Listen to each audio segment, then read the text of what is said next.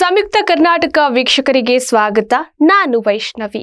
ಇವತ್ತಿನ ಸಂಯುಕ್ತ ಕರ್ನಾಟಕ ದಿನಪತ್ರಿಕೆಯಲ್ಲಿ ಏನೇನೆಲ್ಲ ಹೆಡ್ಲೈನ್ಸ್ ಇದೆ ಅನ್ನೋದನ್ನ ನೋಡ್ತಾ ಹೋಗೋಣ. ವಿಧಾನಸಭೆಯಿಂದ ಪರಿಷತ್ ಪ್ರವೇಶಕ್ಕೆ ಕಸರತ್ತು, ಹಿರಿಯರ ಕುಸ್ತಿ ಕಣ ಸಿದ್ಧವಾಗಿದೆ. ಕಾಂಗ್ರೆಸ್ನ 5ನೇ ಅಭ್ಯರ್ಥಿ ಗೆಲುವಿಗೆ ಕೇವಲ 2 ಮತಗಳ ಕೊರತೆ. ರಾಜ್ಯಸಭೆಗೆ ಖರ್ಗೆ, ಖೇರಾ, ಖಾನ್, ನಾಗರಾಜ್ ಅವಿರೋಧ ಆಯ್ಕೆ.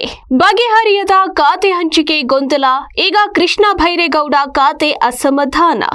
ಬಿಡಿಎ ಇಲ್ಲದ ನಗರಾಭಿವೃದ್ಧಿ ಖಾತೆ ಯಾಕೆ? ಮಮತಾಗೆ 20 ಸಂಸದರು ಗುಡ್ ಬೈ.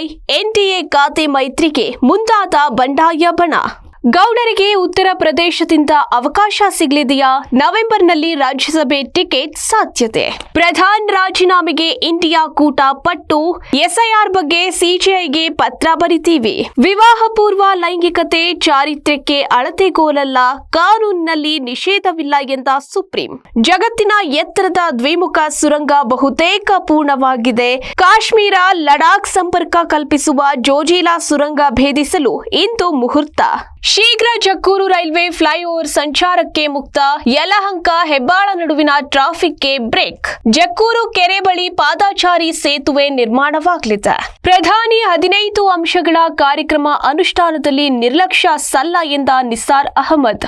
ತ್ರೈಮಾಸಿಕ ಪ್ರಗತಿ ಪರಿಶೀಲನೆ ಸಭೆ, ಅಲ್ಪಸಂಖ್ಯಾತರ ಅಭಿವೃದ್ಧಿಯ ಕಾರ್ಯಕ್ರಮ.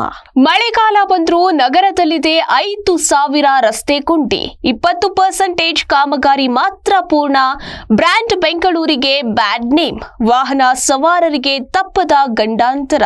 ತಮಿಳುನಾಡು ಸಿಎಂ ಸಿನಿಮಾಕ್ಕೆ ಕರ್ನಾಟಕದಲ್ಲಿ ಬಿಡುಗಡೆಗೆ ಅಡ್ಡಿ. ಮನೆಗೆ ಬಣ್ಣ ಬಳಿಯಲು ಬಂದು 25 ಲಕ್ಷ ಮೌಲ್ಯದ ಚಿನ್ನಾಭರಣ ಕದ್ರು. ಮಗು ಸಮಾಧಾನ ಮಾಡುವ ಗ್ಯಾಪ್ನಲ್ಲಿ ಕಳ್ಳತನವಾಗಿದೆ. ವೃದ್ಧೆಗೆ ಡಿಜಿಟಲ್ ಅರೆಸ್ಟ್ ಮಾಡಿ 98.40 ಲಕ್ಷ ದೋಚಿದ ವಂಚಕರು. ಐಪಿಎಸ್ ಅಧಿಕಾರಿಗಳ ಸೋಗಿನಲ್ಲಿ ವೃದ್ಧೆಗೆ ಮೋಸ ಮಾಡಲಾಗಿದೆ. ಏರ್ಪೋರ್ಟ್ನಲ್ಲಿ 3.57 ಕೋಟಿ ಮೌಲ್ಯದ 10.20 ಕೆಜಿ ಗಾಂಜಾ ಜಪ್ತಿ ಮಾಡಲಾಗಿದೆ. ಬ್ಯಾಂಕಾಕ್ನಿಂದ ಬಂದ ಪ್ರಯಾಣಿಕನ ಬಂಧನ ಮಾಡಲಾಗಿದೆ. ಅಪ್ಪನ T20 ಕ್ರಿಕೆಟ್ ನೋಡುವ ಆಸೆ ಪೂರ್ಣ ಮಾಡಲು ಹೋಗಿ 18.4 ಲಕ್ಷ ಕಳೆದುಕೊಂಡ ಪುತ್ರಿ. ಐಪಿಎಲ್ ಟಿಕೆಟ್ ಮಾರಾಟಗಾರರ ಸೋಗಿನಲ್ಲಿ ಮಹಿಳೆಗೆ ದೋಖಾ ಮಾಡಲಾಗಿದೆ. ಕಣ್ಮನ ಸೆಳೆಯುತ್ತಿರುವ ಆಸಿಸ್ ಮೂಲದ ಮಾಯಾಮಾವು.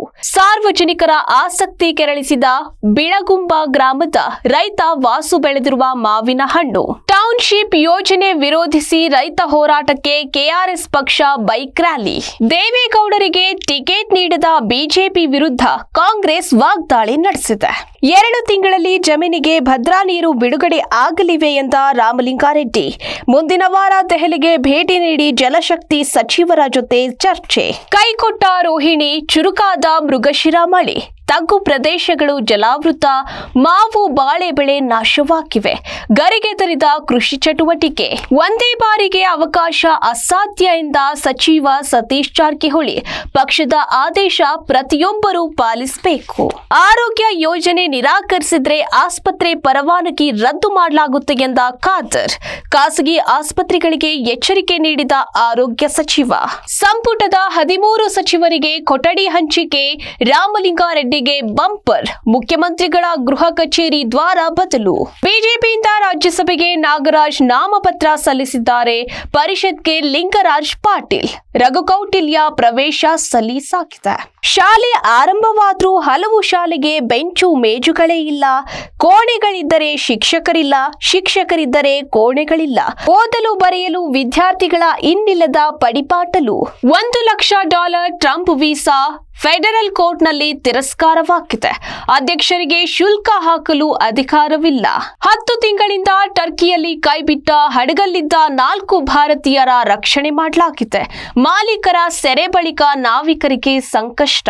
ಉಜ್ವಲ ಗ್ರಾಹಕರಿಗೆ ಕೇಂದ್ರ ಶಾಕ್ ಕೊಟ್ಟಿದೆ. ಗ್ಯಾಸ್ ಸಬ್ಸಿಡಿ 9 ರಿಂದ 4ಕ್ಕೆ ಇಳಿಕೆ ಕಂಡಿದೆ. ತೈಲ ಕಂಪನಿ ನಷ್ಟ ಸರಿದೂಗಿಸಲು ನಿರ್ಧಾರ ಕೈಗೊಳ್ಳಲಾಗಿದೆ. ಯುದ್ಧಕ್ಕೆ 100 ದಿನವಾದ ಬೆನ್ನಲ್ಲೇ ಇರಾನ್ ಇಸ್ರೇಲ್ ಭೀಕರ ದಾಳಿ. ಲೆಬನಾನ್ ಮೇಲೆ ದಾಳಿ ಮಾಡಿದ್ದಕ್ಕೆ ಇರಾನ್ ಪ್ರತಿಕಾರ. ಭಾರತದಲ್ಲಿ ಜನನ ಪ್ರಮಾಣ ಕುಸಿತ, ಮಸ್ಕ್ಗೆ ಯಾಕೆ ಟೆನ್ಷನ್? ಇನ್ನು ದೇಶ ವಿದೇಶದಲ್ಲಿ ಏನೆಲ್ಲ ಬೆಳವಣಿಗೆ ಆಗಿದೆ ಅನ್ನೋದನ್ನ ನೀವು ತಿಳ್ಕೋಬೇಕು ಅಂದ್ರೆ ದೇಶ ವಿದೇಶ ಪುಟ 9 ಈ ಪುಟವನ್ನ ನೀವು ಸಂಪೂರ್ಣವಾಗಿ ಓದಬಹುದು. ಅಫ್ಘಾನ್ ಎದುರು ಇನ್ನಿಂಗ್ಸ್ ಮತ್ತು 300 ರನ್ ಗೆಲುವು, ಮಾನವ್ಗೆ ಪಂದ್ಯ ಶ್ರೇಷ್ಠ. ವಿಶ್ವಕಪ್ ಅಭ್ಯಾಸ ಪಂದ್ಯದಲ್ಲಿ ಭಾರತಕ್ಕೆ ಗೆಲುವಿನ ಶ್ರೇಯಾಂಕ. ಆಸ್ಟ್ರೇಲಿಯನ್ ಬ್ಯಾಡ್ಮಿಂಟನ್ ಸಿಂಧು ಶೆಟ್ಟಿ ಮೇಲೆ ಭರವಸೆ. ಫಿಫಾ ವಿಶ್ವಕಪ್ 2026 ವಿಶ್ವ ಸಮರದಲ್ಲಿ ಇವರ ಮೇಲೆ ಕಣ್ಣಿಡಿ. ಇದಾಗಿತ್ತು ಇವತ್ತಿನ ಸಂಯುಕ್ತ ಕರ್ನಾಟಕ ದಿನಪತ್ರಿಕೆಯ ಹೆಡ್ಲೈನ್ಸ್. ಇನ್ನಷ್ಟು ಸಮಗ್ರ ಸುದ್ದಿಗಳಿಗಾಗಿ ಓದಿ ಸಂಯುಕ್ತ ಕರ್ನಾಟಕ ದಿನಪತ್ರಿಕೆ.